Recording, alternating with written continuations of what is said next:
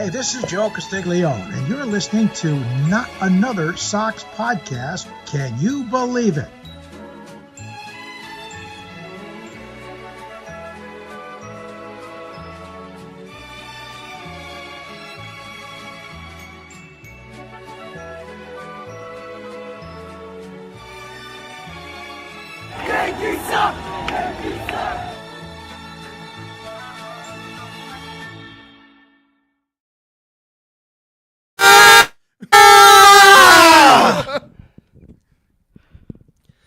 Fuck Craig Breslow, fuck John Henry, fuck Fenway Sports Group. Buenos noches and welcome to another episode of Not Another Sox Podcast. I am Jack Webster here with our producer Ian Doran, coming at you live from Providence, Rhode Island, with special guest Hogdale. Did we scare you, buddy? Yeah, sorry. All right. The way that your yells harmony, it sounded like a train siren, like the way they coalesce. Like the harmony was actually beautiful. Yeah, like there's a tornado warning or something like so that. good. Like, yeah. Well, hopefully we didn't like scare somebody off the road. Or maybe we did. Who knows? You know, I'll put it in the description. Warning: loud noise at beginning or something like that. Yeah. So, yeah. Wow. We got a whole soundboard on here. This is a big time here. But Hogdale, welcome back. Been a little while. You've been up to some new stuff since we've been One gone. way to put it, for sure. Yeah. Before we get into the debauchery of everything, Good news first. Let's catch up with you. What are you doing now? Oh, I mean, basically the same shit I've always been doing, except now Barstool pays me. So Sick. Yeah. Sick. Yeah. Must be nice. Yeah, well, for It's people that pretty might not awesome. know, like, how'd you get started with all that? Since obviously, last time you were on, you were with Pot on the River, and now you're a big timer. yeah, apparently so.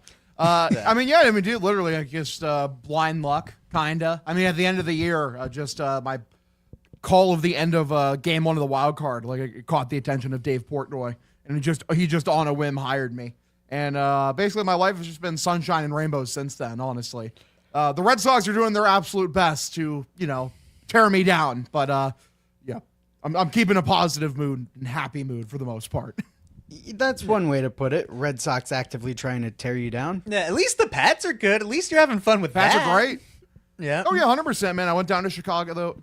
Talking is hard. They flew me down to Chicago last week, and I'm flying out there again this weekend, actually, to go back and on their stream, like for the NFL playoffs. It's going to be awesome.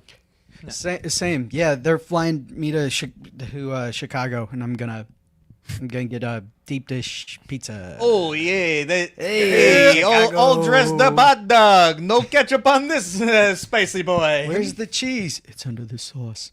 Yeah, I love under that the video. sauce. That video is so good. It's under the Isn't sauce. it great? Yeah. It's amazing. I love that one. I feel bad. I hope we didn't scare you at the beginning there screaming. We just, We warned you. No, I was so caught up there by was how that. good the Yeah. screaming was. It made me laugh. That was awesome. yeah, sound like a train siren. Yeah, the train is going off the rails in so many terrible shit aspects. And I might as well go with it. So that's Yeah, I think a baby train with wreck the is a bathwater. perfect way to describe the events of the last few days. yeah. I think Trainwreck is as good as it's gonna get for the next 2 months. A train wreck is almost not a bad enough way to describe everything that has transpired. A train wreck then hit by an airplane flown by a terrorist. Yeah, into the Titanic. Yeah. Hogdale, glad you agree. Would you like to add any level of transportation to this major vehicle accident?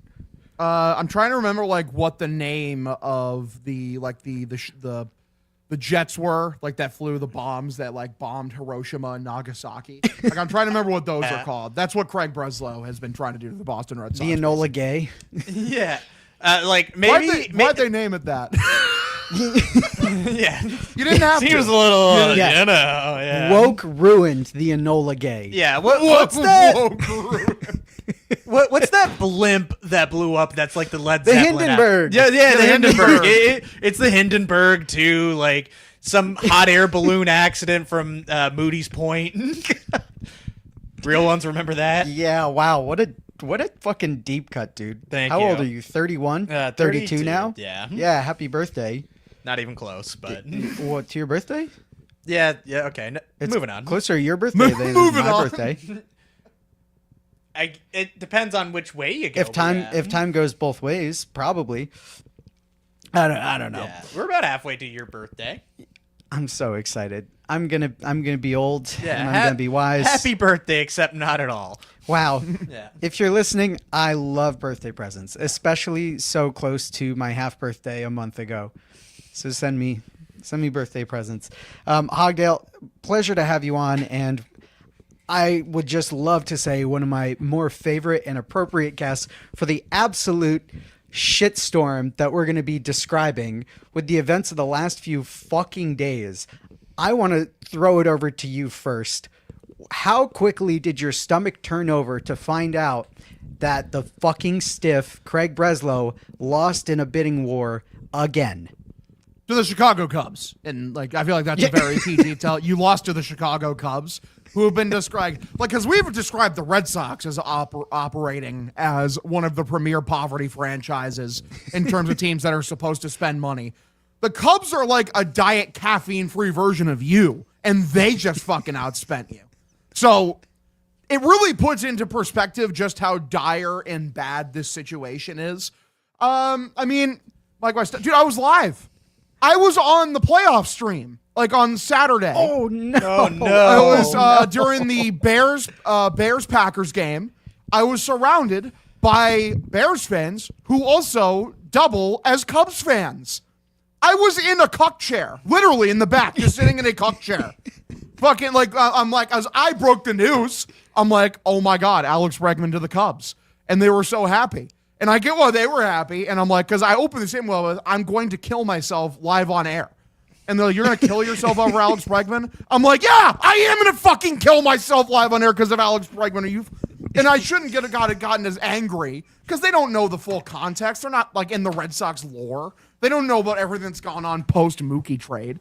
But, like, dude, in my head, Craig Breslow, I identified him as bad at his job post-Raffy situation. I'm just glad everyone else is kind of catching up now. Like, that's just the common opinion now. Okay, Craig Breslow just isn't very good at this. It's like okay, cool. We're all on the same wavelength. We can move forward with a collective understanding. Yeah. First of all, like, being with, like, Chicago fans during that must have been so fucking good for them, especially with that comeback Bears win, too. Like, they shouldn't have been able to have both. They shouldn't have been able to have both. And I'm sure they would have probably picked the Bears still. But, like, let us have this. And, like, you're absolutely right. Like, it all comes back to, the Rafael Devers trade because, I think fans are willing to kind of, like, move past it at a certain point with everything, but now it's just cemented as easily the worst move that you could have made. If you re-signed Alex Bregman, and then you can kind of, like, let it, flow down the river or whatever, but now this is forever. This is forever just the worst, like, 1-year deal that you could have made and franchise altering at the end of the day. It's like in Jim Carrey's brilliant movie Bruce Almighty, where they go on the live TV when they're announcing the lottery, and they go, wow, it seems like a lot of prayers have been answered within this 13-block radius of Buffalo, New York. And I feel like Chicago had a lot of prayers answered within a 13-block radius, so I don't know if they're making another movie. I've gotten one thing that I wanted in this offseason, and I'm losing faith. Yeah. I'm losing faith. Like in Bruce Almighty, the movie with Jim Carrey. I just like, Go watch it. we're in a. Yeah, I mean, I always support Jim Carrey. We love Jim. We love Jim Carrey, don't we, folks? Big Jim guys. Yeah. Yeah, big Jim guy. Love Jim. Love Jim. I do not think he likes Jim Carrey very much, truth be told, but I don't know, man. We're not a political podcast. No. Yeah. No. Anyway, sorry. You were saying something about baseball, hopefully. No, never, actually. I don't talk about Good. that anymore. I swore off of it.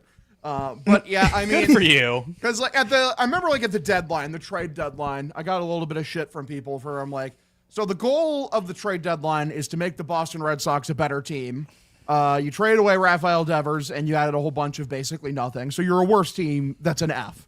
So right now in this offseason, they've made multiple moves. Bregman's now not coming back. You're a worse team. As of right now, your offseason grade to me is an F. Like, it really is that simple. Is the team better or is it not? You're supposed to be entering your World Series contention window, and you've just suffered a significant setback. Like, you're a failure. You're not only like is Craig Breslow a failure, everyone in that front office is a fucking conclave of the most pathetic losers you've ever seen. Couldn't agree more. Like, I like the other moves that we made, don't get me wrong. And if we re-signed Bregman, that turns into like essentially like a B+ or A- offseason for me. But right now, yeah, it's a total failure of an offseason when you were banking on Alex Bregman coming back. I think the Red Sox, had a little bit of a wave throughout the offseason of their confidence of re-signing Bregman. Obviously, at the beginning, they're like, we're going to get this done, figure out a deal for both of us. And then, you had some of the teams like the Diamondbacks and the Blue Jays kind of chip in and make you a little bit nervous because they were also very serious about everything. And then they kind of moved on, made other moves, and, then you're like, oh, Alex Bregman, he's going to fall right back into our laps. Like, there was, no doubt about it. All the other major suitors were coming off the board. Seemed like we were going to get a sweetheart deal.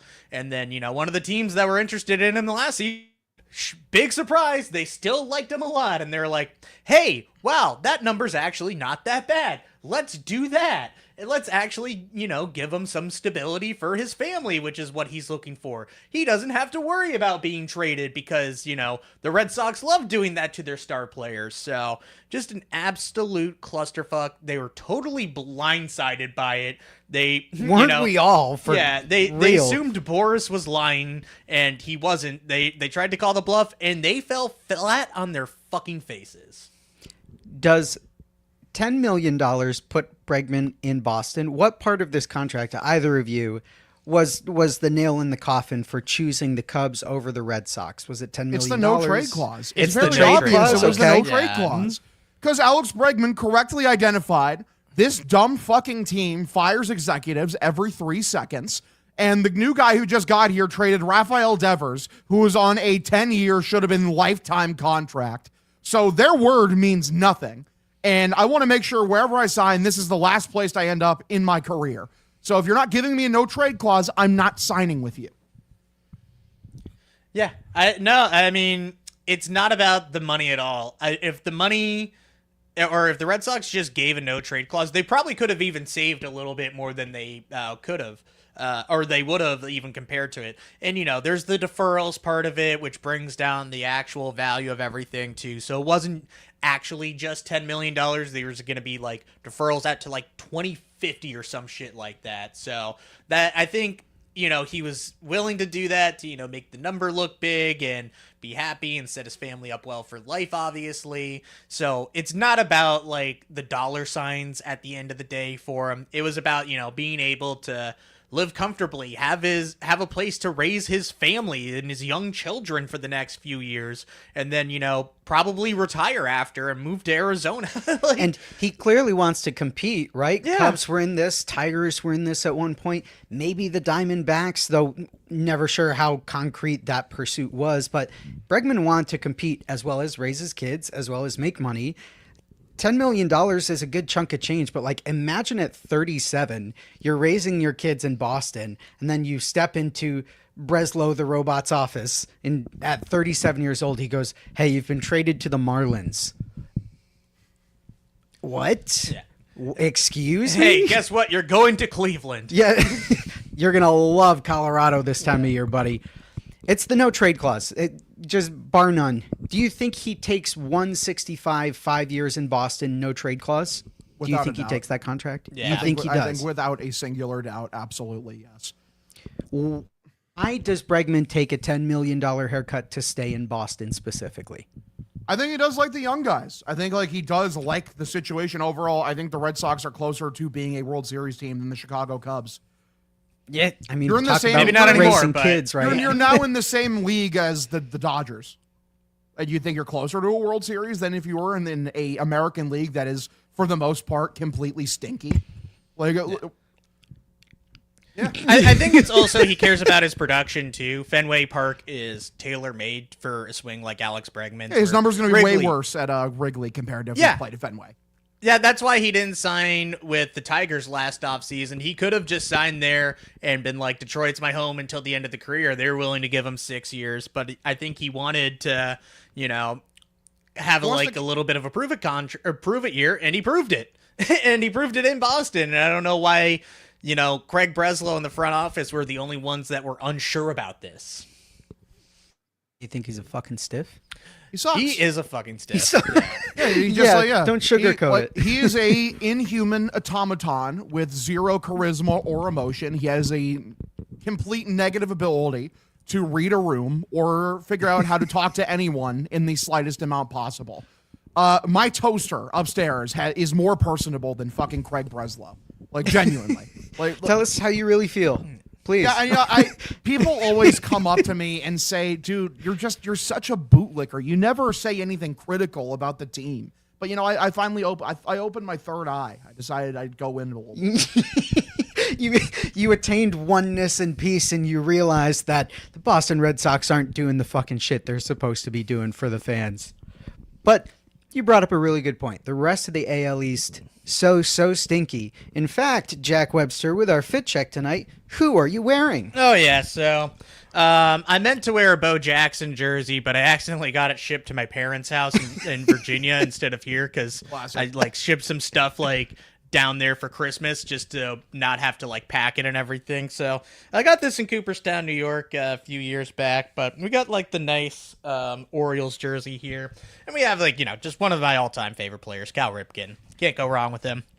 You can't hate him no matter what team you're on or what team you support or anything. So no, yeah. Great player. Healthy. Also just nice jersey, yeah. Really nice. That's from the Cooperstown collection itself, isn't Probably, it? yeah. Yeah.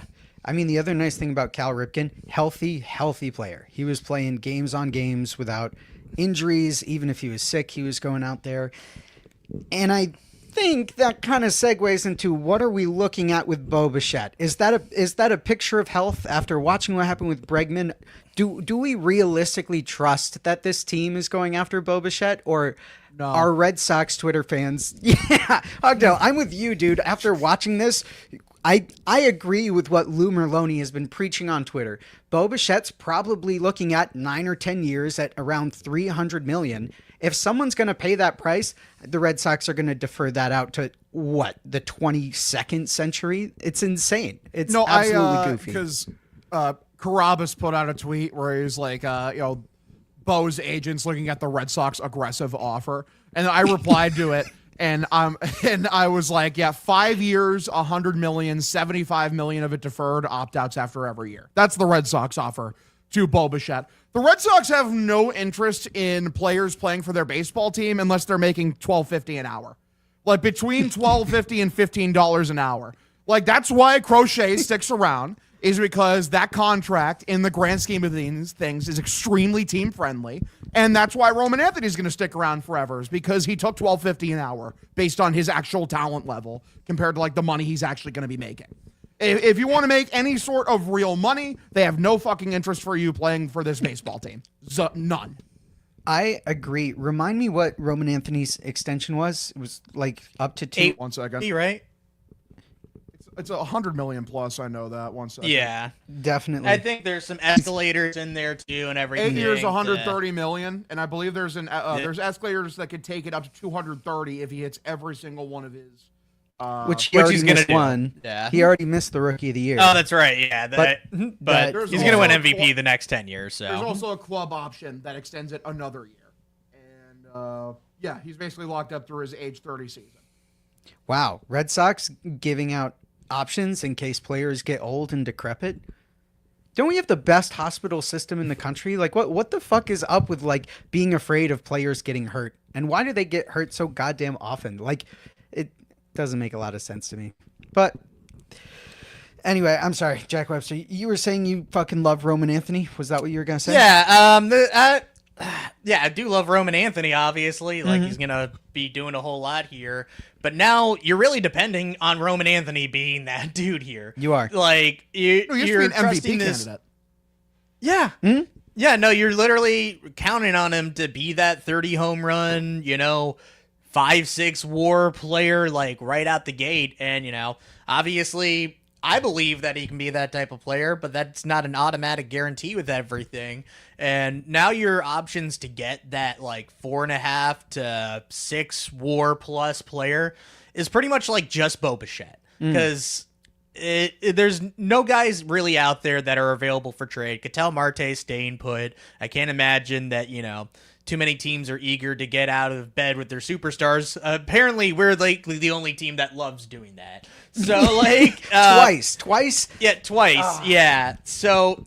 That's the only real pivot where if it happened, I'd be like, okay, well, now I feel confident in this. Do I feel confident it's going to happen? No, but if we did, I would actually feel like good about this team. I would still be kind of fucking pissed off because we probably would have had to just cost ourselves millions of dollars more. I don't I give them plenty of my money to do this thing exactly, but it's just the process of how you get there, which is so infuriating so much of the time. Yeah, I'd have 2 nickels, which is not a lot, but kind of odd that it happened twice, right? Yeah. It's frankly fucking embarrassing. In 1 year, you're losing 2 third base superstars, Rafael Devers, one of the best hitters on the Red Sox team in the last 10, 20 years. Alex Bregman, fantastic defender and fantastic hitter. And you fuck both of those up. You fuck both of them up within the same year. Like, when are we going to learn how little money is actually worth to these players? They want to contend. Give them a competitive offer. Get them in Boston. Put an extra 25 cents on the hot dogs. Charge an extra 25 cents on the beers. You will make the money back. I am not going to another Red Sox game.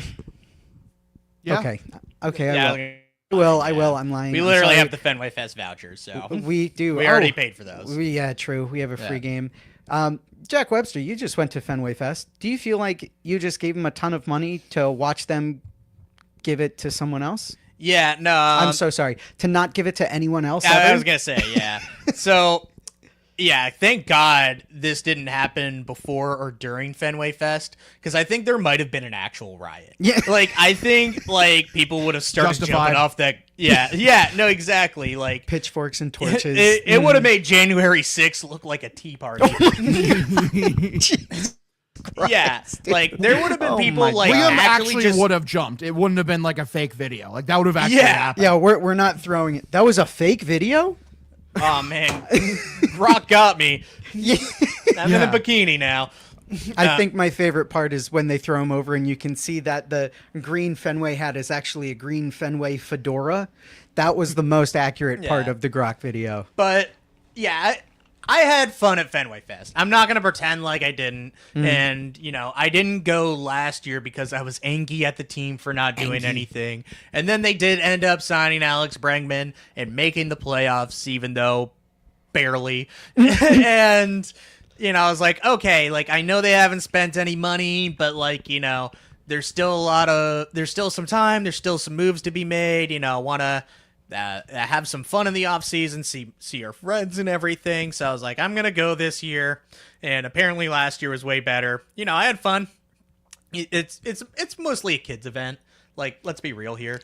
Yeah, I think it's like an Easter egg hunt just because I found out today like how many players were in how many different sections of the ballpark. Like, I feel like if you're looking to meet players, get signatures, it's cool to see stuff around Fenway, but your opportunities to meet the players come when you run around the ballpark. And I know that better for next year. TBD if I end up going back, just with how poorly fucking timed this one was. But I'm sorry to interrupt you. So you went and you enjoyed it. Would you go back to Fenway Fest knowing that they would never give that money to a baseball player? They're really gonna have to prove it for me to go next year. Like, they're Did you really find gonna have. the, Yeah. Did you guys find the super secret player that wasn't advertised actually? I don't think so. Yeah, Was it- Jordan Hicks was actually in the sewer. If you went to the sewer system underneath the ballpark, that's where Jordan Hicks was, and you could have met him. Oh man, yeah, Wow. down there with the Teenage Mutant Ninja Turtles. Oh, Yeah. Not down there with the Foot Clan, dude. Yeah. Yucky. How dare you make me remember Jordan Hicks? Yeah. Dude, he's only gonna a pitch chef. games this year. Like it's gonna happen. No, Prepare only a yourself for chef it. like Craig Breslow could turn the miracle ingredients of Raphael Devers and Alex Bregman into a $13 million contract for Jordan Hicks. Don't forget It's- when they turned the best prospect into the deal into Dustin May. Oh, that's true. Yeah. He did great. Yeah. Yeah. Or is anyone really gonna come out and say, like, yeah, Craig Breslow's like good at his job? Like he's not. He's simply not. All the moves like that he made that I thought were good is shit I could have done. Yeah, go trade for Garrett Crochet. Yeah, man, wow, fucking what an impossible deal to get done. You got a good deal over the Chicago White Sox. Congratulations. Honestly, a fair deal. They got what they were looking for in it, you know? and we they might did. even get one of those guys back. Yeah, we're Probably trading for not, Kyle but- Teal back because we Welcome already home. regret it. Yeah. The Yeah, he's best going thing to play he- third base. The best thing he did was swindle Roman Anthony into thinking that this is a team that's worth staying for and building around, like they're actually going to spend money or do anything, and conned him, swindled him even into a 10-year deal. Good work. And you know, Roman still has a chance to even reach free agency. This is not a lifetime contract by like any means at Not at all all. either. We're probably gonna have to go through this whole song and dance again in another 5 years because we love trading our superstar players once they actually, you know, start to make money and, you know, before they hit their 10-5 rights and get their no trade clauses and everything like that. So They you think know, that I'm every already prepared player for like it. has to take a hometown discount. Like it's like, you know, like David Ortiz, they shortchanged him every year. Well, we did it to him, so we can do it to everybody. It's like, no, most people will just leave. Like most of them Yeah. will just go somewhere else. It's not like you're the premier franchise that's winning all the World Series now. Like, what's your premier? Like, that's the Dodgers. The Dodgers have that shine. Everyone wants to go there because they're doing all the winning. Why the fuck would they go to you? Makes no sense. Yeah, the Red Sox still think they're a destination, and they are just clearly not. Like, Yeah. players just don't seem to want to come here. Like, there's a reason why, you know, all of our kind of big acquisitions have had to be trades. Like, and, you know, you were able to convince some of these young guys to extend, thank God, but, you know, in terms of, like, major free agents, like, yeah, you got Alex Bregman on a 1-year deal, but, like, when's the last time we actually signed, like, a major free agent to, like, an actual contract? I think I'm going to counter both of you a little bit. I think the Red Sox, up to this point, could still have been considered a destination until you fucked it up this bad with Alex Bregman, because Wilson Contreras waived a no-trade clause, got an extra couple million in his deal. He's going to be a good addition to the Anywhere team. looks good compared to the St. Louis Cardinals right now. I'm saying. I was gonna say. I'm saying same with Sonny Gray, right? Waived a no trade clause. Boston's going to be a more competitive team. But as far as That's like spending making out of money the goes, hood. Like, you know? Like, just like fucking, like, come on, man. Like, That's not like making it out of the hood. is It making it is out of the hood. making it out of the hood. like Graduating great. from We made AAA it. We made it Cardinals. to a mid-level suburb. Congratulations. I mean, not quite the Dodgers, but fuck. I mean, at least it's an improvement. Yeah, like congratulations, like, you know, you got off this tanking rebuilding team that's like literally paying millions and millions of dollars to multiple players at this point. Just to What not is play for them. what is like Yeah. that joke from Family Guy? You know, it's like the dwarf among midgets. Like, you know, like Yeah. it's like that's the Red Sox in that situation. That's what they are. right? And then they have that other joke of the old man sitting on a bench with the dwarf, and he goes, "Where's the rest of you?" So that's what the rest of MLB is doing to us. Thank you, Hogdale. I hope everyone's watching the live stream. Yeah. It feels real shitty. Like I don't think I can say enough things about what had happened with Bregman, and there's like a little bit of a conspiracy theorist in me that's like, I wonder if there was any communication between Breslow and Boris or Breslow and Bregman to say, just don't announce it until the day after Fenway Fest, otherwise they're going to cut all of our heads off. So that's part of my conspiracy theory is they knew he wasn't going to be signing in Boston, and they agreed to not announce it until after they were a safe distance away from the fans. I believe it. I could absolutely believe it for sure. Yeah, 100%. I think Bregman was like just out of respect for the literal players at Fenway Fest. We're just like, hold on, like, what was it, like 10:30. I was coming back from a party, had a few drinks, and me and my girlfriend were in an Uber, like laughing it up, having a good time. And then just like we both get the Jeff Passan notification. We're just both like, what the fuck?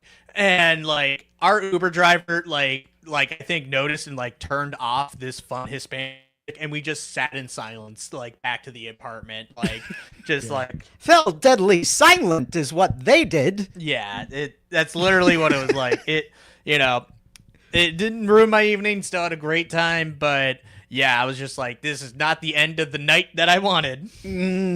How'd you want it to end? With Happiness and re-signing joy? Bregman. Yeah. I mean, that's how I want every night to end, but Yeah. this is the upside down timeline. Yeah. And also, like, if we were going to re-sign Bregman, they would have wanted to do it at Fenway Fest. Which like, yeah. would have been the most spectacular PR performance show they could have put on, but what did the fans know about wanting to see good baseball? Literally, they could have sold the $10 million difference in season tickets right then and there.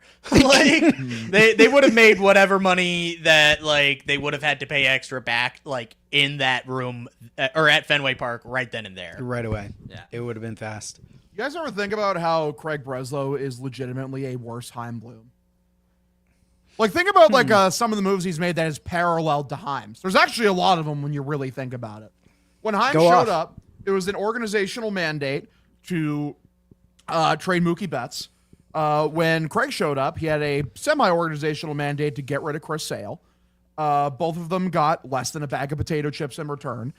Even though Heim wanted to keep Chris Sale, by the way, just to let you guys know. Like, everyone gave him Chris Sale except Heim Bloom. Turns out he was right. Other than that, obviously, completely fucks up the Devers situation. Trades him away. Another mirror. Remember, like, that disastrous trade deadline that Heim had where, like, he couldn't get under the tax or whatever? That was also the one where he could have traded Justin Turner for Edward Cabrera. No, those are two separate ones. Oh, sorry. They fucking played together. Same offseason for me. And also, I can also say that Heim is legitimately a better deadline trader because, I mean, he gave us 21. I mean, Craig, all he gave us was losing in the wild card round to the New York fucking Yankees. Oof. And then also, going forward here, damn it, there's one more that, like, I cannot think of right now. I completely lost my train of thought. But, like, the thing is it's funny because obviously they both went to Yale. They're both gigantic fucking nerds. Funnily enough, is like Heim Bloom actually can talk to people despite the fact that he never played baseball, whereas Craig Breslow gets the benefit of, well, he played the game while clearly, having the social skills of a grape. I mean, it's crazy. Like fucking like this guy somehow like you gave him like quote unquote street cred. Like, he's worthless. Like he is a worthless fucking talker. And when it comes to people, if Heim's here. Like, I'm pretty sure he just massages the Devers situation completely fine. Like, I'm pretty sure he would just be able to sit with Rafi and talk to him like a human being. But Craig can't do that because I just can't stress enough how bad he is at his job. And, like, yeah, Heim had his flaws. Story's contract was bad. Yoshida's contract, we're still dealing with the ramifications of it now. But, like, I don't know, man. Like, when I'm weighing them tit for tat, at the end of the day, Heim Bloom didn't get rid of Rafael Devers. He didn't uproot the entire foundation of the Boston Red Sox. And then also trade away or let the guy walk who you fucking, replaced him for. Yeah. No, I still scream this from the roof every single day. You do. I do not know why we fired Dave Dombrowski to this day. Doesn't make any sense. That makes zero sense. The 2019 team, not great, like it was a little bit of a reset year, especially coming off of the greatest Red Sox team of all time. And only we won 3 straight division titles, something that's never happened in Red Sox history before too. But oh no, the farm system is rated low. And that was really the only reason people give you. And it was still a farm system that produced Jarren Duran and Tanner Houck and Brian Bayo and bless you, Tristan Crawford. Casas. Bless you, Cutter Crawford. You're right. Yeah, Tristan Casas. So like, you still ended up actually, getting some dudes out of that farm system too. So even the more far that we get from it, the less I understand it. And the Red Sox were just not really thinking long term when they fired both Dave and when they fired Heim. You could have just stopped at not really thinking. Yeah, that's true. True. Because I don't think they got the guys that they were looking for to run the team that, they thought the destination of the Boston Red Sox would, attract people. It really just goes to show, not only for players, but for front office staff, like, it's just not a desirable location anymore. And, they ended up having to go with not even their plan C or D, but like plan Q at that point. Another Q. Yeah. A third Q, and the Batman symbol. So we're a little over our half-hour mark here. Why don't we take ourselves to commercial? When we come back, we'll go into Bichette a bit more, maybe some of the Suarez news, and I guess just really everything else we got to get off our palate after this horrible last few days. So, Jack Webster, do you have a guess at what our commercial is tonight? Steak. Steak. Yeah. It's kind of like the got milk thing, but just steak. Got now. steak? Got steak, yeah. Sick. Yeah, with a little steak stash. Yeah. All right, let's go to steak. Back from steak. And not the gambling steak. Like, not like the ones that make all those annoying ads. So, yeah. The wooden steak. Yeah. Like the one that you use to kill the vampire. Yeah, exactly. Those ones, yeah. Those are the steaks that we're looking at. Well, back from commercial, as noted, we were going to talk a little bit about Bichette, Suarez, the Red Sox ability to pivot. We talked a bit about Bichette earlier, but that seems like the most realistic and most obvious pivot. Who is the free agent out there that gives the team the best chance of winning? And if you're looking for an impact bat, who is one of the more impactful out there? Bo Bichette. What is your faith, Hogdale, that Red Sox have anything for Bo Bichette, and do you want him? Preemptively, it's just saying like, oh, we're gonna go after Bichette. It sounds like a cope. It sounds like the biggest cope maybe in the since the beginning of human history. Just such a fucking cope. No one believes that. -80%, -8 billion%. I don't know.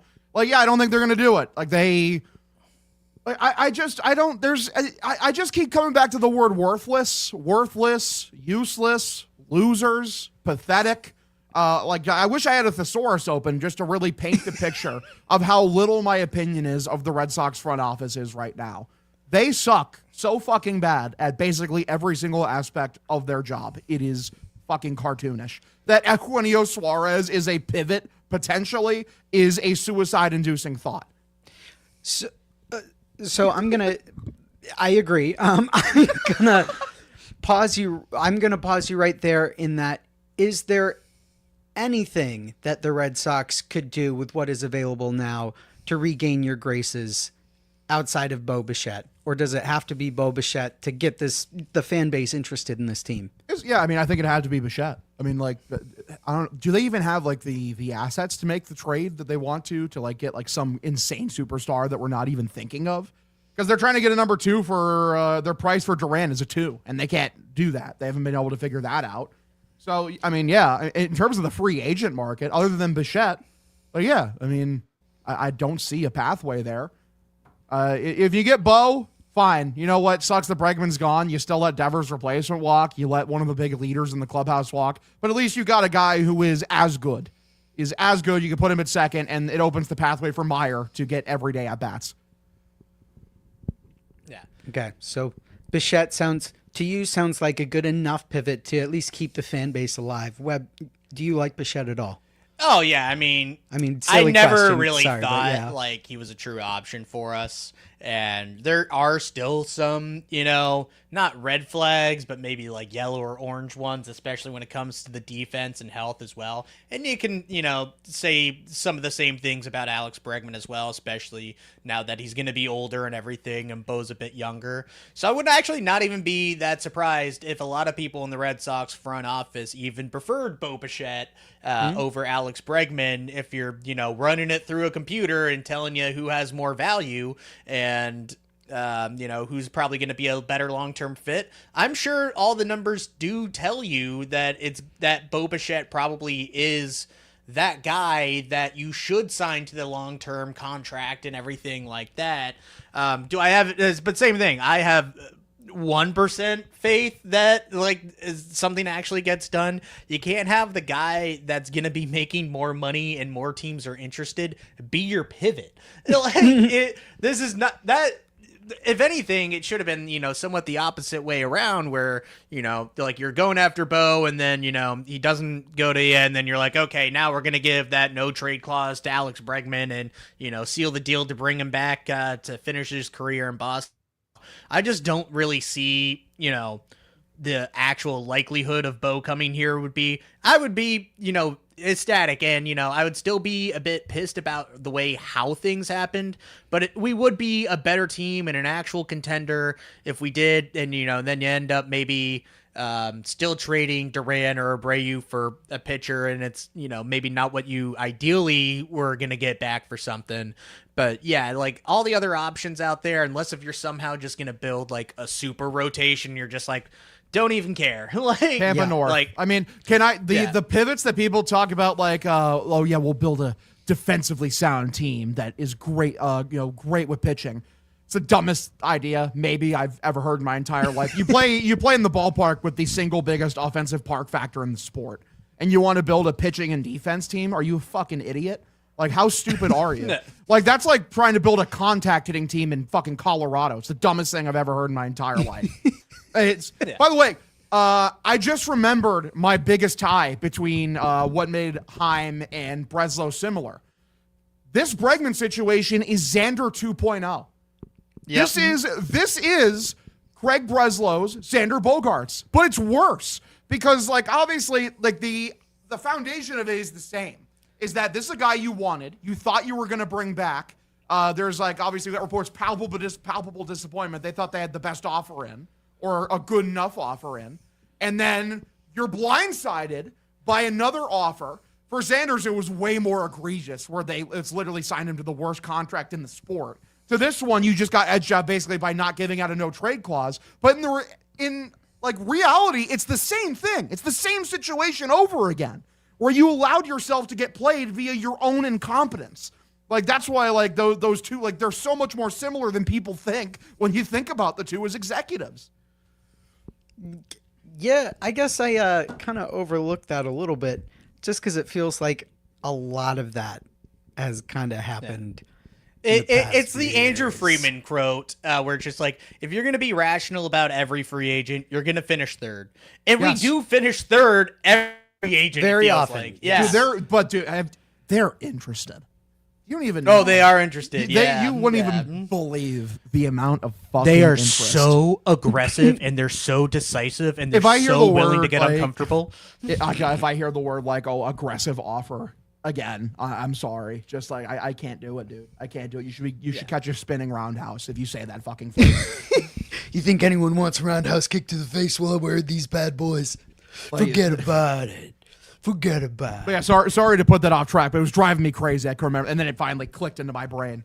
No, at least Heim had a backup in place where you had Trevor Story that you could just slide over, and then he exploded, and that didn't end up working out the way that he wanted. Oh, dude, Breslow's so bad at backup plans. Dustin May was his backup to Joe Ryan.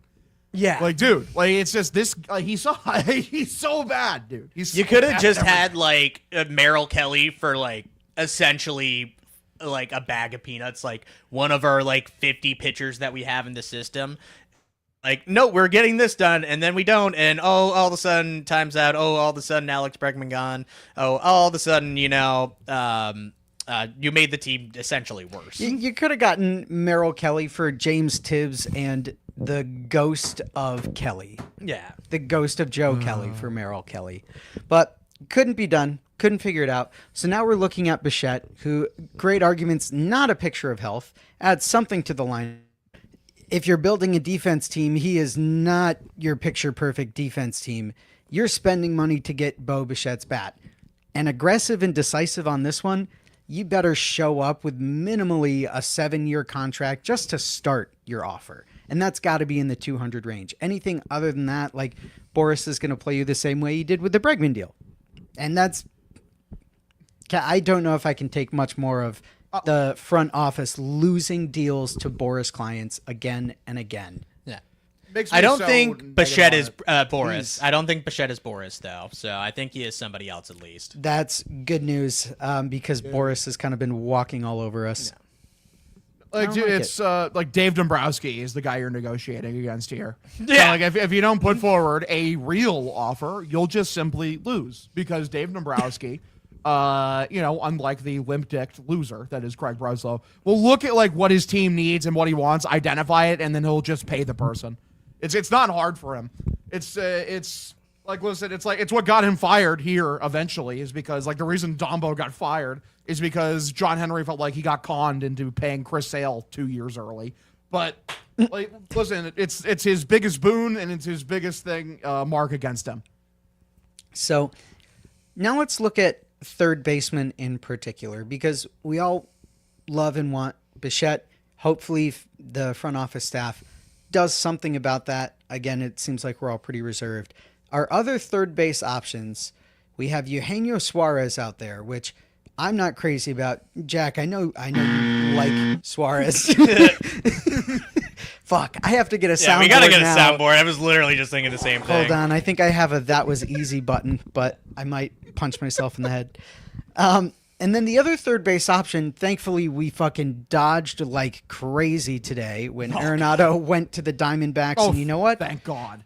Hope he Yeah. has a renaissance over with the Diamondbacks. Keep renaissance players really, really far away from me, as far as you possibly can, like Arizona. Literally, even if he was free, no.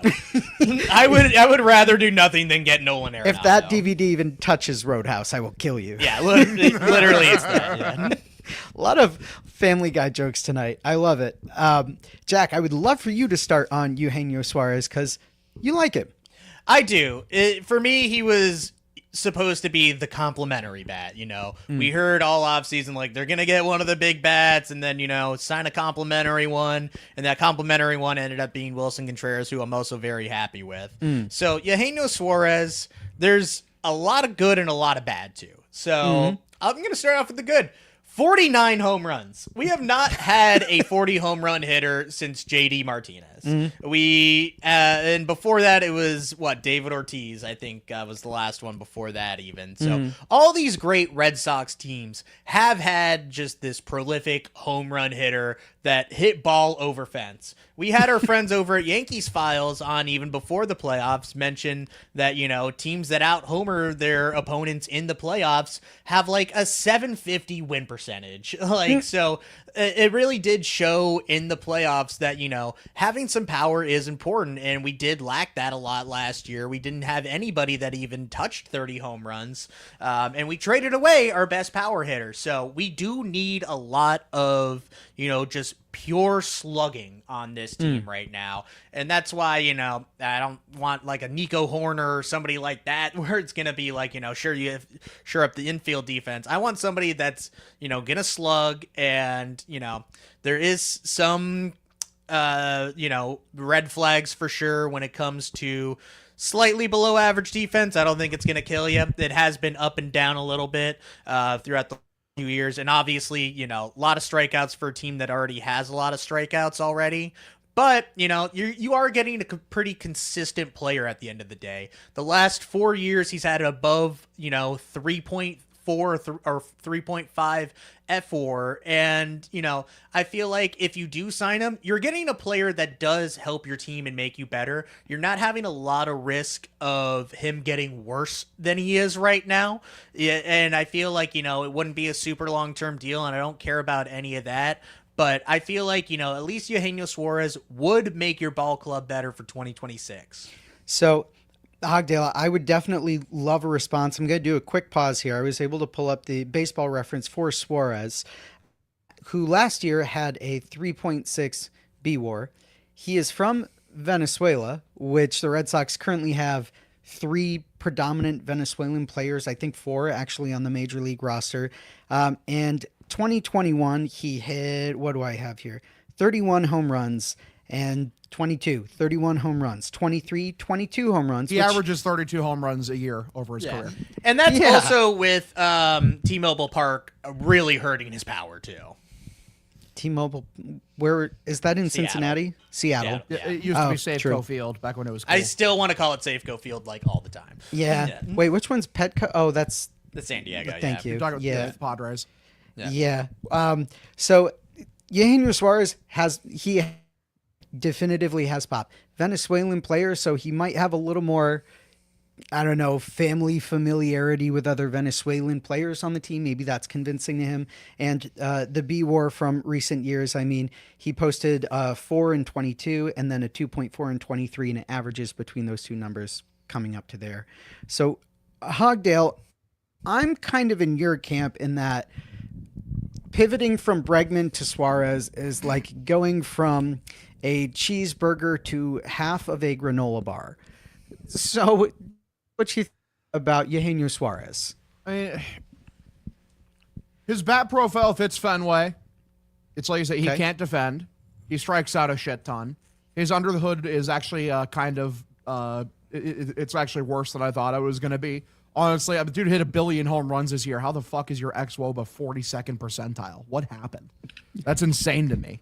And like he's at this point in his career, 34 years old, and it's like so. Like the Red Sox have to talk about how they throw a bitch fit paying dudes over 30. Obviously, like I don't think he'd be worth nearly as much as like the high end guys on the market. And it's like I don't know, man. Does he get you excited? You know, like, he definitely doesn't get me excited. No, he doesn't. Yeah, even as somebody who supports him, he doesn't get me excited. But you know, if you're looking at actual options, like he is one of them. He is. An I option. mean, we were talking about options. I mean, he really is one of them. And you could really. Yeah. Yeah, he certainly does play baseball. One of the options of all time. Though granted, I would say Suarez as an option, if he's half a granola bar, then Nolan Arenado is a rotting banana peel in the dumpster. No, 100%. 100%. And mostly because Arenado, people always talk about, it's like, well, you're bringing a righty to the lineup. He has reverse splits. Yeah. So, well, you know, great. Actually, I'm very curious as to what Suarez's splits are right now. I'm going to look that up, actually. What Suarez's splits are? Yo, his platoon splits are. Dude, I love how fucking fast Hogdale is on the technology stuff. I gotta get a hacker voice. better- I mean, yeah. yeah, I gotta get a better tablet. Entering the for this. mainframe. Yeah. Yeah. Hey, he actually does. Nope, reverse splits. Yeah. 714 OPS against lefties, 865 against righties. So, well. I mean, if 714 is better than I expected, but his strikeout profile, he's in like the bottom 32nd percentile of strikeouts, isn't he? And to be fair, career, it is better against lefties than versus righties. So it might have just been a last year type of situation. Hopefully. Does Nate Eaton save this missing third base I'm team? gonna leave. Fucking. Yeah, okay. And thank you, Hogdale, for coming and joining us. Like, Shut the fuck up, Ian. Sucks. He sucks. Hey, Like, I'm sorry, everyone man. forgets Nate Eaton plays third base. Yeah. Everyone forgets I that. hope to forget about Nate Eaton in general. I hope to forget that he's on the fucking Red Sox, let alone where he plays. He's Oh, God. I don't know who I want to hear from first because I think both of you are going to have really fiery, passionate arguments. So you know what? Both of you at the same time. Nate Eaton, go. he's bad. Sure. He's, No, one, of the dumbest, as he's a- one of the yeah. dumbest baseball players that's ever fucking graced this team. Yeah. I don't even think it would be him. I think they would just put Meyer at third and then have a Romy and David Hamilton platoon. at Romy is second 80 base. times the player Nate Eaton is. 80 times. He's so much better. Yeah. Okay. I didn't see enough of Nate Eaton last year to feel definitively about I him. saw But as far as internal third base options, he is not my first choice in any timeline. It will always be, from what we have, it's always going to be Marcelo Meyer. Yeah. No, it would actually be Sadon playing second base, and I would actually jump off the I green thought you were monster, going to say Sadon playing third base, and I was going to kill you. I was Yeah, going put him- he did- I'd put him yeah. above Eaton. Yeah, I 100%. You would- Yeah. put Sadon at third base over Nate Eaton. Yes, absolutely. Without hesitation. I think he did play a little there too. Sadon Sadon played a did? little Yes, Sadon everywhere in the minors or Yeah. wherever they played him at. Like, I mean, having him at second, which right now, by the way, Sadon Rafaela is the opening day second baseman right now. He Yep. is. He's one of the dumbest baseball players that's ever fucking. Yeah. He is. Yeah. Okay. no faith in soup? In the soup? It's He's an not. outfielder It's now, not. It's yeah. not about him. Yoshida's still on the fucking team.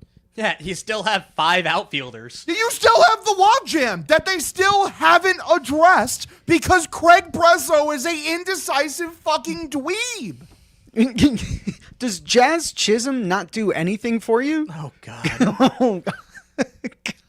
That would just be so funny. I don't think he'd come I here. would It would just be need so to see. funny. I would need to see our friend Cutter King's reaction to that. Like, I think that would be must-watch TV. I think or Jazz would podcast, DFA whatever, yeah. himself before playing for the Boston Red Sox. Genuinely, Yeah. like he fucking hates us, and he hates Cutter.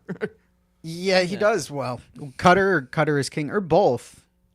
I don't know. I We'll hate talk about Jazz Cutter is king. personally. Yeah. Yeah, I didn't My know if there co-host. was like secret beef with actual Cutter Crawford and Jazz Chisholm, but I don't know. Cutter Crawford seems pretty quiet and reserved to me, so maybe he just doesn't say enough that we know his opinion on Jazz Chisholm. Yeah, nah, I doubt that, you know. But I'll give you my opinion on Jazz Chisholm.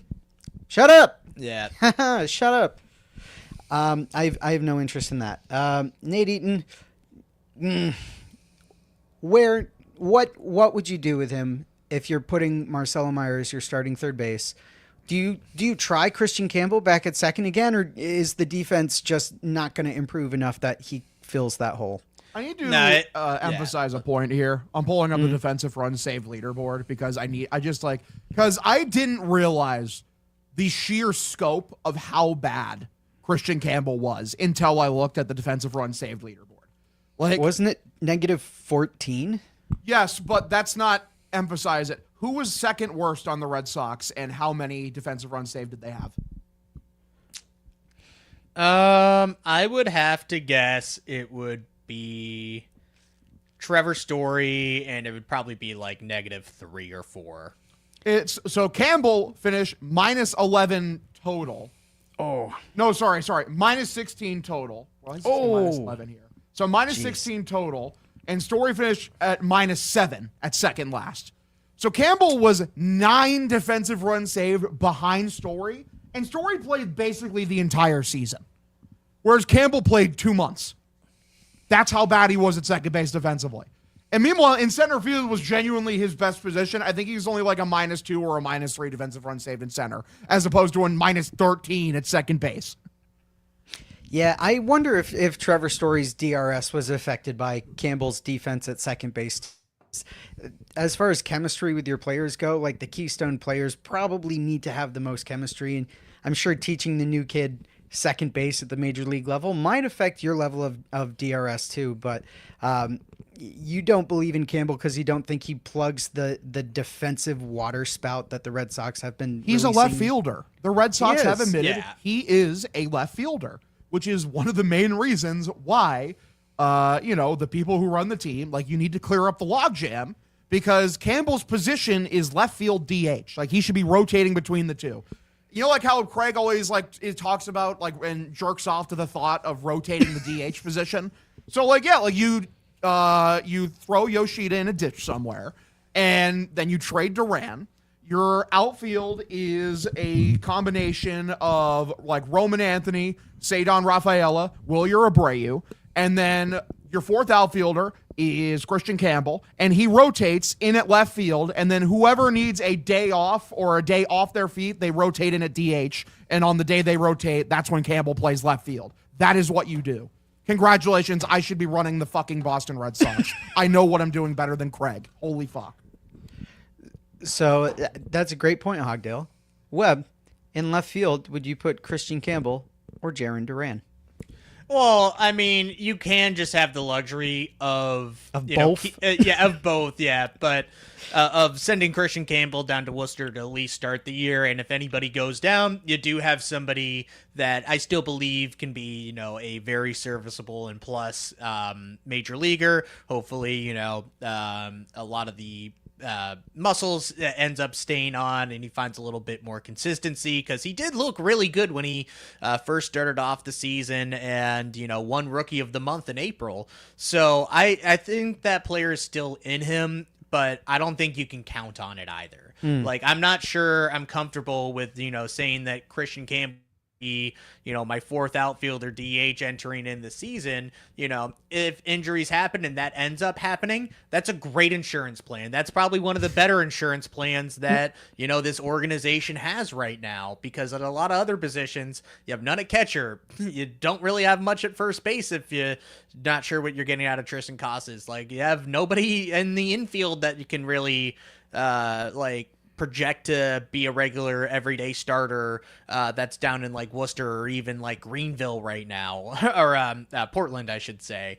So I feel like, if you do depth, that's great, and you still can trade one of those outfielders, whether it's Duran or Abreu, and hopefully get something back for that. And I think we do need to, because we can't fucking play Sadon at second base anymore. So I'm not sure that Christian Campbell's the answer here, but I would still have some faith in him, but I'm not counting on it at the end of the day. If he can't make fourth outfielder, trade him now. They don't believe in him. He's not like if you don't think he can be a fourth outfielder, rotate in and play some DH, then you should trade him. Clearly, he's not as good as you thought he was. Really? What do you think you would start in the outfield?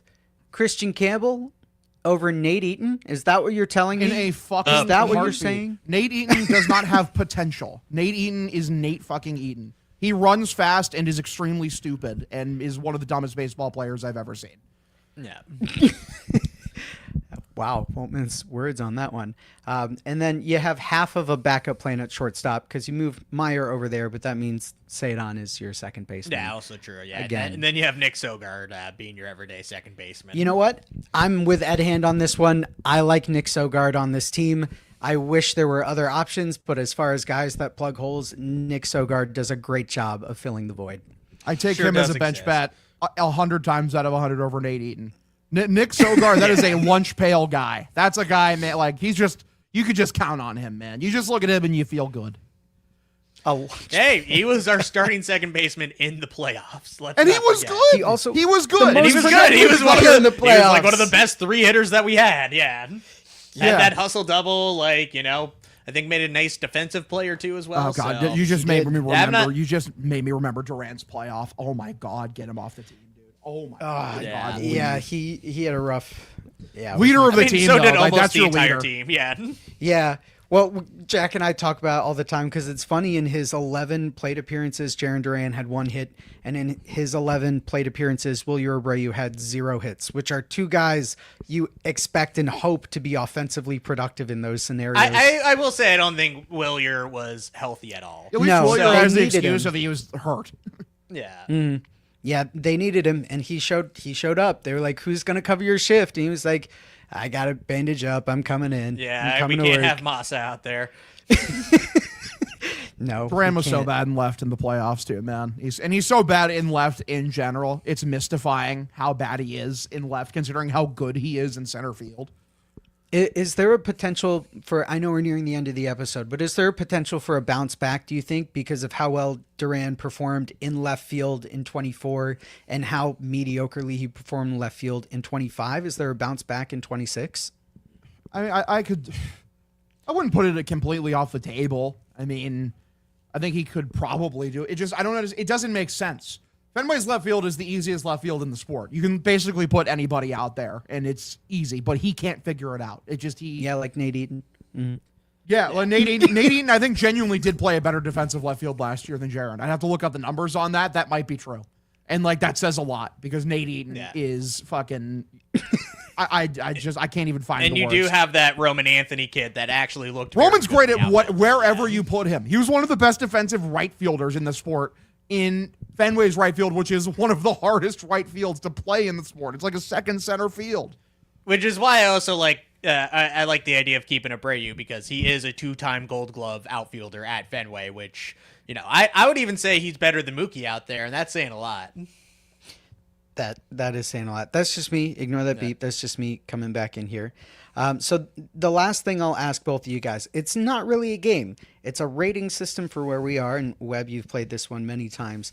But on a pitch count, what is the pitch count for the Red Sox current offseason, bearing in mind that Contreras was a good grab, Sonny Gray, good grab, losing Bregman, absolute failure. on a pitcher's count, what is the count with the Red Sox at the plate? Hogdale, you first. Right now it's like 0-2, and you're facing Prime Aroldis Chapman, and you're a lefty. You mean last year's Aroldis Chapman? reliever of the Exactly. year? Yeah. Yeah, because after Connor Wong told him to throw strikes, and just told him to do that. Yeah. Oh yeah, I should locate my fastball. God. It's literally the Drake meme where he's like looking at like the computer like, Yeah. Throwing the slipper, the flip flop. yeah. So you're an 0-2. You think the next poor swing this team is down for the count, and that's the end of it. I mean, like, yeah, what? I mean, in terms of, like, expectation. Or we're talking about just in general, like, because at the end of the day, no matter what, if we're grading on just the curve of the team, like, no matter how bad Craig fucks this up, this team is going to be bare minimum okay.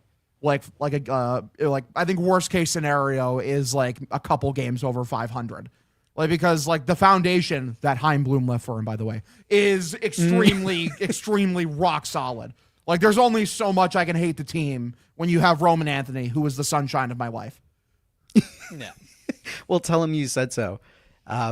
Webb, over to you. The pitchers count. Where are we? Yep, I'm in a complete agree. It is 0-2 right now. You have to battle back any way that you can to even up that count. Like, there's already, a lot of swings and misses. You're hoping to just foul one off even, like, just keep the battle going even. But in terms of, being able to work a walk or get a hit, like, there is a lot of work that needs done, and numbers are not in your favor by any means at all. So it's a horrible position to be in right now. And if you re-signed Alex Bregman, that's a 3-1 count. You feel good. Maybe trade an outfielder for blah blah blah blah blah, like we've talked about 100 times. But yeah, that changed everything so quick and so dramatically. And when you look at it in like the big picture of things too, when you factor in Rafa and all that shit that you had to do too, you already struck out. Right. you already struck out because you let Rafael Devers get traded, or you traded Rafael Devers because your feelings were hurt, and then you didn't even re-sign his contract. I changed my mind. We're already 0-3. We are. I was gonna say, we're 1-3. That, yeah. In that, Breslow struck out the first time with the Sale trade. Then he struck out again with Devers, and then he struck out again with Bregman. You're now going for the golden sombrero. Like, we're on your 0-2, and this is like you're about to be golden sombrero. You fucking doofus. Yeah. Wow. So 0-2 counts where we stand, but 0-3 counts based on the history of Breslow's tenure. Yeah. In the big picture of things. Yeah. Yeah. Yucky. Hogdale, such a pleasure to have you back on, and congrats. An incredible year that you've had for yourself. For fans that don't know where to find you, which at this point I don't know how they're not finding you, where can fans find you? Yeah, you can find me at @Hogdale_. You can find me on Barstool Gambling Stream. I'll be doing that this Sunday for Pat's game. I'll also be on it on Saturday. I have a Sox podcast myself. It's called Dirty Water. I do it with Mike Bonansky and Cutter is King. We record that every Wednesday night, drop the episode every Thursday morning. Yay, promo. Yeah. Free promo. Love it. Webb, anything you want to say before we close it out? Mangy. Mangy. Yeah. Mangy. Mangy. Well, pleasure as always. I love you. No, I love you. Okay, love you. Bye.